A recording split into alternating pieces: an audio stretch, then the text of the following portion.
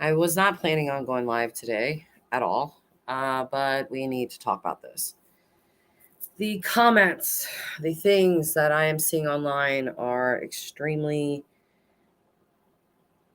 disheartening. Um, put me on the verge of anger at some points. But we're going to talk about Dylan, okay? She is literally being persecuted all over the place, all over social media, on people's live streams. Um, I still am really kind of refusing to watch a lot of live streams about this because I just know how wild this is all going to get. And, it is. But it's kind of made me sick, honestly, seeing the stuff about Dylan. I did have questions right after reading that affidavit, and I was like, Jesus, why did it take her so long? But I didn't understand shock. I didn't understand things like that.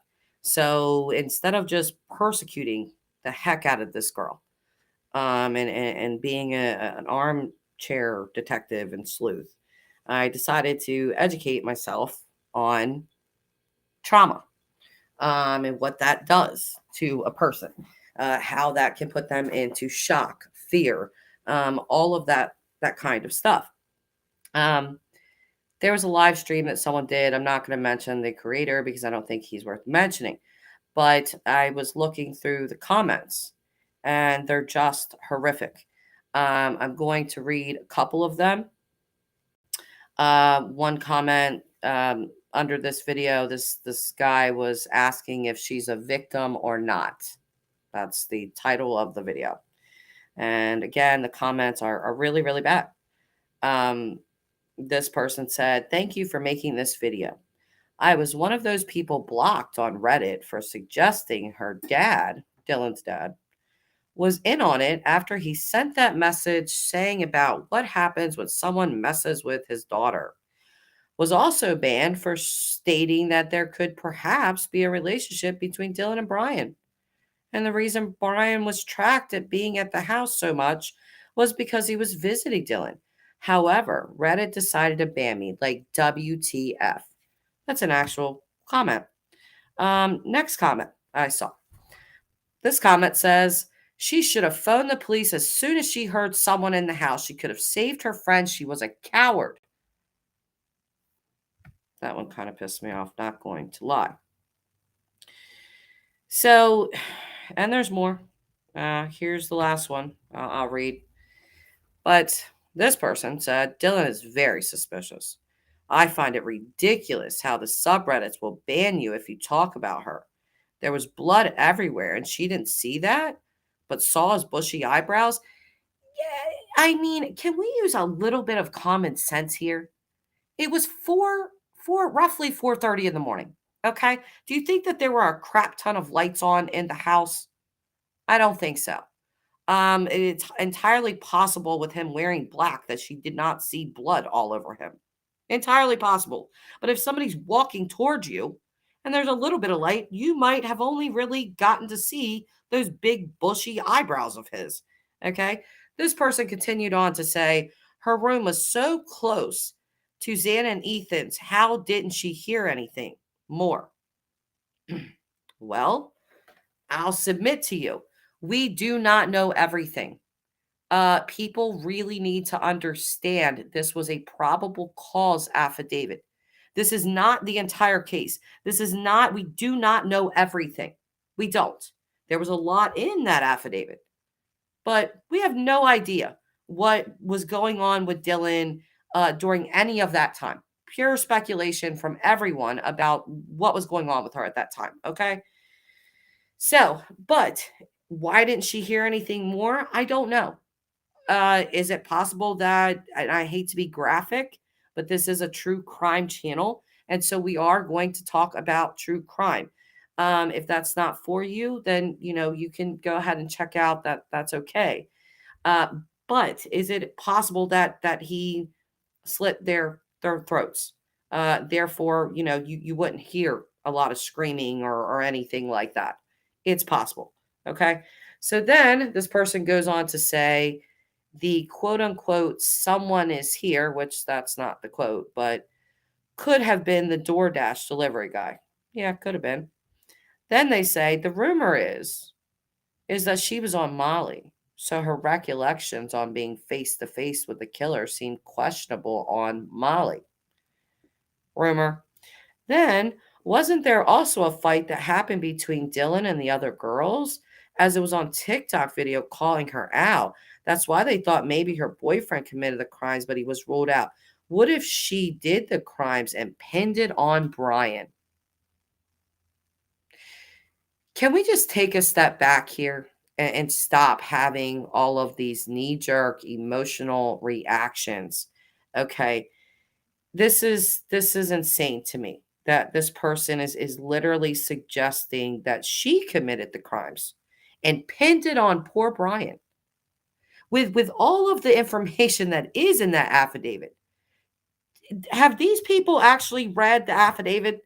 Because I've read it full out, line by line on this channel, and I know plenty of other channels have as well. So are these people just not paying attention to all of the evidence that they've shown us, which I don't think it's all of it, but quite a bit? Um, did they just dismiss all that and just think that somehow Dylan is some kind of mastermind that pinned poor Bryan, pinned this crime on poor Bryan? She actually committed it. This is insane. This is insane to do. Imagine that you're in a house known as a party house, people in and out quite often. And, you don't know. You're in your room, going to sleep. And you hear what you think is Kaylee say, there's someone in here. Okay. Maybe she was talking to Maddie. Okay. So not really that alarming, right? Then you hear what you think is Xana crying. So you open the door, you don't hear it anymore, and you shut your door, and maybe you think to yourself, well, maybe her and Ethan got into a fight. That's not my business. I'm not going to go over and interrupt while they're having this fight or whatever. That's up to them. Shut your door again.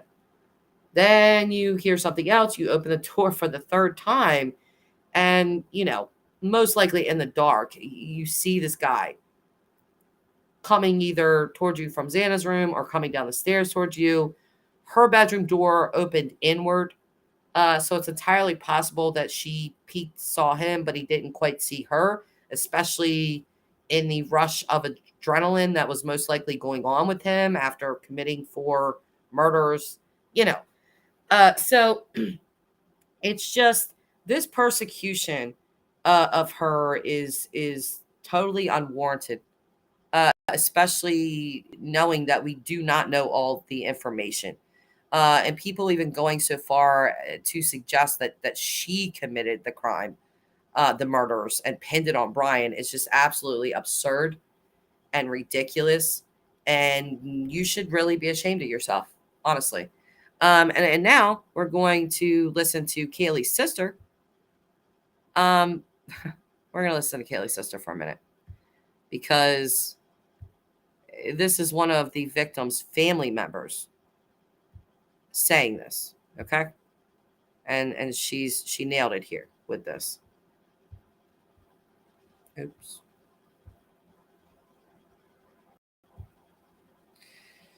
So Bryan Etten interviewed her, and he asked, how it felt, with someone in custody. She said that there was, it felt like a ton of bricks was lifted off the family's shoulders. And now he's going to ask her about Dylan. One thing back to the affidavit that I think a lot of people were surprised by was the fact that one of their roommates was awake when the killer walked by, and the 911 call wasn't made until hours and hours later. Do you know any more about why that might be? I don't have any other information for that. I do know Dylan is really young, and she was probably really, really scared. And until we have any more information, I think everyone should stop passing judgments because you don't know what you would do in that situation. Yeah, absolutely. And there's people online, obviously. It's it's totally inappropriate at this point. And you're right, no one knows how they would handle a situation like that or what was really happening. We don't know what's in the probable cause so far. Is there anything you've learned that connects Kohberger to any of the victims here? Last I talked to your dad, he said the family was connections, but there wasn't anything really apparent at this point. Yeah, I think we're still going to looking. I've had a lot of people reach out with, Instagram posts or even the Spotify or lots of connections that they've been able to find, and those are super valuable. All of those go over to the Moscow Police Department as well as the Idaho State Police and the FBI, because nothing is insignificant at this point, and everything is being looked through. There's this feeling that many have shared that perhaps Kohberger was watching the interviews, was in the Facebook groups, was on Twitter. Do you get a sense that might be the case, that he was almost watching all of this as it played out? I do. A lot of that comes from he had visited the home so many times before, late at night, early hours. He's presented this pattern of behavior. He went back to the home the morning of before police had been called, I think, to see if his circus, so to say, had started to. I think that he would not have been able to refrain from engaging with the online community. Yeah, I agree with her. I do think he definitely engaged with the online community with this. But I agree with everything else that she said as well. And remember that this is one of the victim's family members pleading with the public to stop casting judgment on this girl, that you don't know what you would do in a situation like this. You can say it all day long. Oh my God, I would have definitely called 911. I would have definitely did this, but you have no idea. You don't know if she was drinking. You don't know if she started to disassociate. When something traumatic happens, a guy in a black ski mask, we don't know if she saw his knife or not. That's not mentioned in the affidavit. She very well could have. And if she, started to disassociate, which is something that shock will do to you, you can completely feel like you're out of your body, and it's a surreal situation. Shock can also cause you to become weak and fatigued, because what I was reading about shock was that the oxygen is not getting to your blood, and it's also a way literally for your brain to protect you, from what has just happened. So Perry UK True Crime says she looks so much. Hi, how are you, by the way? She looks so much like her sister. Bless these families. She does. It's kind of amazing how much Kaylee and her mom and her sister look alike. And I agree. Bless these families. I want to talk about something else. This wasn't in the title, but with Bryan, there's this post that's going around. It's not been confirmed that it's him, but it's talking about they think it's him, and it does sound like it's him. But talking about him, having depersonalization disorder, which falls under the disassociating disorder. If you guys don't know what disassociating is, it really is a feeling of being outside of your body, sort of watching everything from above. Like, everything is real, but it doesn't feel real. So if this was Bryan, he talked quite a bit about that and all that kind of stuff. And then if this was him again, talking about he had something that he called like visual snow. I guess it's sort of like disorder where when you look at things, it looks like you are looking at it through like it would be on fire, or like through a heat wave, or like through water. Like it doesn't quite look real. But the point that I'm getting at here is that this was also really concerning to me. I've seen a lot of people say, oh my God, I have so much empathy for him now. Like I have a lot of sympathy for him. I even see people say, hey, I have this disorder and I feel a lot of sympathy. Is it possible to, feel really bad about the murderers and also have sympathy for somebody that has the same disorder as you? So you know how terrible it is? Yeah, I suppose. In this instant, for me, My empathy and my sympathy will remain solely with the victims and their families and the 2 surviving roommates and no one else. I am not going to go into Bryan's family because we don't know enough about that. I'm not going to pass judgment on them. I am not going to speculate on what his early childhood was like, even though I am interested to know. But I'm just not going to do that. It's not out there. We don't know what it is. Attacking his parents, attacking the surviving roommates, like, you guys, there is enough material here, okay, against the alleged killer, the only suspect in this case, for people to stop going off the deep end, and accusing all of these people that law enforcement is telling us are not suspects. They are witnesses or victims. Dylan Morganson is being considered both a victim and a witness, not a suspect. If she was, she'd be in a red or orange jumpsuit, just like Bryan Kohberger, and she is not. So the aftermath of what she is dealing with is probably something many of us, unless you have been inside of a house where 4 of your roommates and friends have been murdered, will not understand. But I can speculate that she's probably suffering very badly from PTSD. She's probably suffering from survivor's guilt. She's probably suffering from a lot of things. And for this second attack from social media it's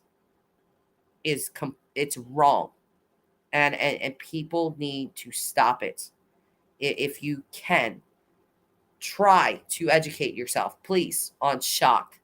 Try to have some type of empathy and understand that you do not know every single thing that happened during the commission of this crime.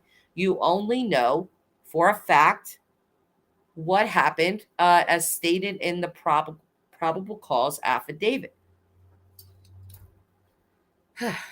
Okay, I had to get that out. So, hi guys, hi Grandma, hi Blue. Grandma is saying, Jess, or I'm sorry, yeah. I am supposedly suffering from dissociative disorder and I can't give him one bit of sympathy. Yeah, I mean, I just can't. I'm sorry. There are plenty of people that have medical conditions, that have mental disorders. I have PTSD myself, like I said. People that are recovering drug addicts, and they don't go out and commit quadruple homicides. Okay. So for the people giving all of this empathy to him because he had this medical condition, I would just have a question for them. You have the same exact medical condition. Did you plan and execute a quadruple murder? No? Okay, then please have a seat. Hey, girl. Hey, Allie. Allie, what's your input on this? Perry True Crime is saying, I think they would have said an affidavit if Dylan saw the weapon. Maybe they would have. I don't know. Either way, they didn't put it in there, so we don't know yet. And people are going to have a lot of patience. This trial, this is a huge trial, unless he pleads guilty, which I don't think he's going to, but we could be looking at a year or 2 out before this goes to trial.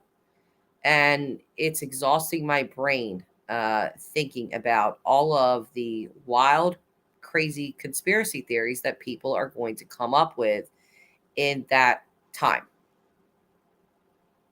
So, Allie, agree. Have several seats. Okay, exactly. Have several seats, please. It just, and here's the thing that people, I think, also need to think about. That we all want to know the why. That is the glaring question. Why? Why would you do this to 4 innocent people that you did not know? Why would you do this? And I think people are going to have to try to understand that even if Bryan himself tells you why, it still most likely will not make any sense to you, but it'll make perfect sense to him. A lot of the time, the why is really unsatisfactory to hear.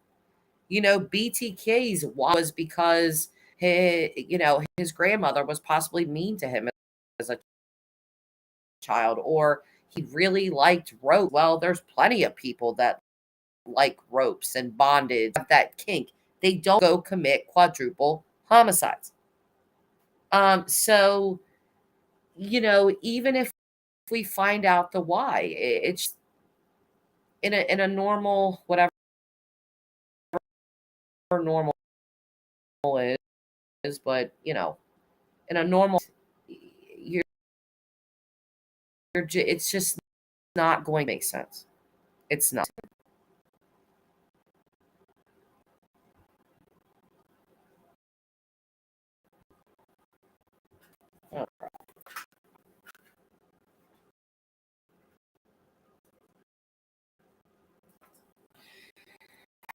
Sorry.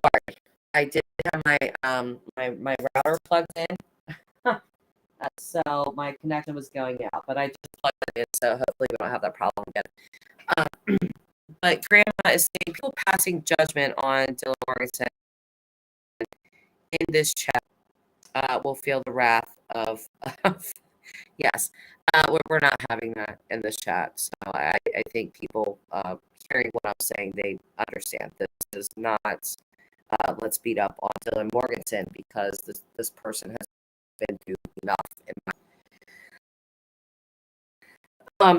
saying, or like BTK states, you never know if you can believe him anyway. Exactly.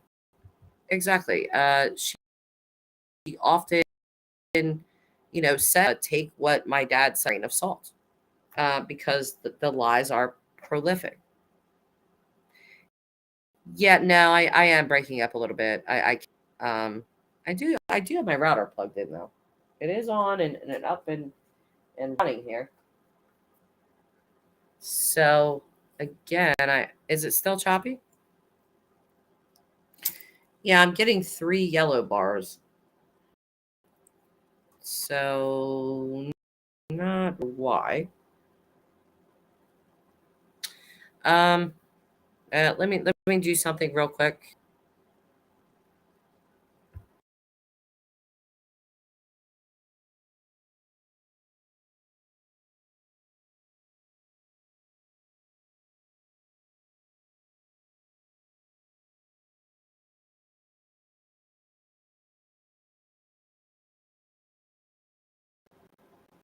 Okay, hopefully this is it's still showing me low bars.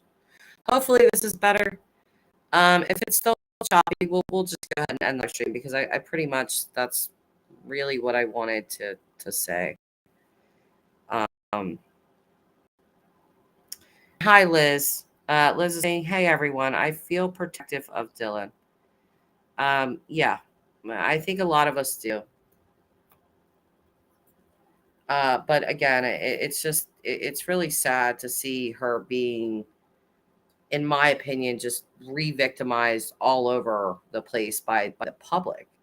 Instead of being thankful that he didn't have 5 victims or 6 victims, instead they're attacking her. Like she's lucky, extremely lucky to be alive. I mean, come on. And again, will I admit that at first, yes, I could not get away from her part in the probable cause affidavit.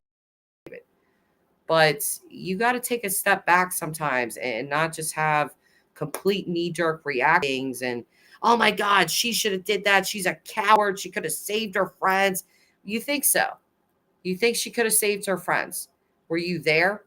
Do you know anything? Like, who are you to make a statement like that? It just,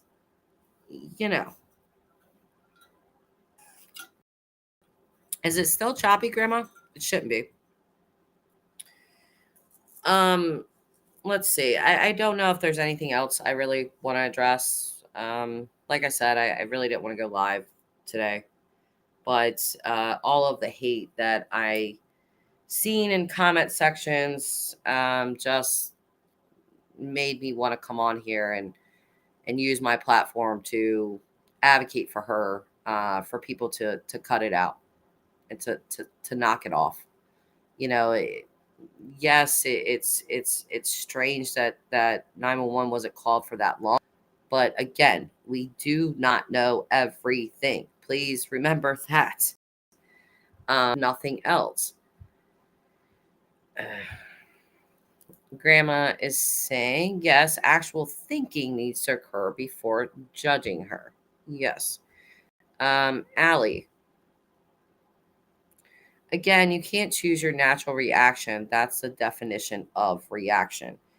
Exactly. You know, and if her reaction was complete fear and to lock herself in the room, um, you know, and be terrified to come out or do anything. You know, shock has paralyzed people to the point where they literally couldn't physically move. That's happened.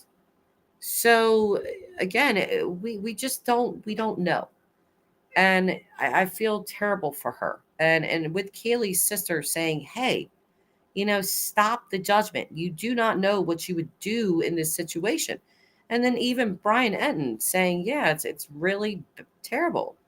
You know that like what's happening online. I don't know if people are doing this for views. I don't know why they're doing this. Um,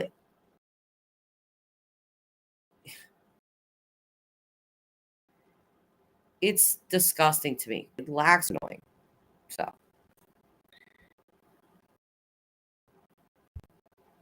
yes, great comment, Allie. She may have past trauma. We know. Yes, exactly. We do not know. And Allie, okay, I already read that one. Grandma is saying, for those of us who are older, 20 is still a kid, not mature, so leave her be. Exactly. I mean, at 20 years old, you know, at 19, yeah, I was sexually assaulted by my coworker. I did not call the cops. I didn't, and to this day, I can't tell you why I didn't. Um, you know, but this very crazy thing happened to me, and looking back on it, I absolutely was in shock. But my first instinct was not call 911. I called my friend. I called my friends. That is what I did, and why I did that, I can't tell you. I don't know why. And actually, even more interesting enough, I was in college at that time for criminal justice, and I did not call the cops. So you just don't know. You don't know. You can speculate what your reactions would be in certain situations, but you don't know. If someone told me that was going to happen to me and asked me what I would do, my answer would be I would call 911. But that's not what I did. I called my friend.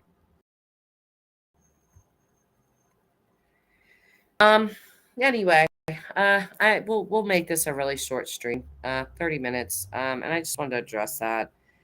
So you guys, you know, try not to go down too many rabbit holes with this case, because again, if Bryan Kohberger is the killer, and I believe that he is, but if he is, he innocent until proven guilty and all that good stuff. Just try not to go down too many rabbit holes, because his reasoning for committing these murders just could be complete BS, or it could just not make sense to you at all, and it's just going to be unsatisfactory hearing it. I can't say that enough. Like, that's why you did it. That's you wanted to feel something, so that's why you killed 4 people, to feel something. I mean, it's just not going to make sense to you. Okay. All right, guys, I'll end it here, and I will talk to you all later. Bye for now. Have a good day.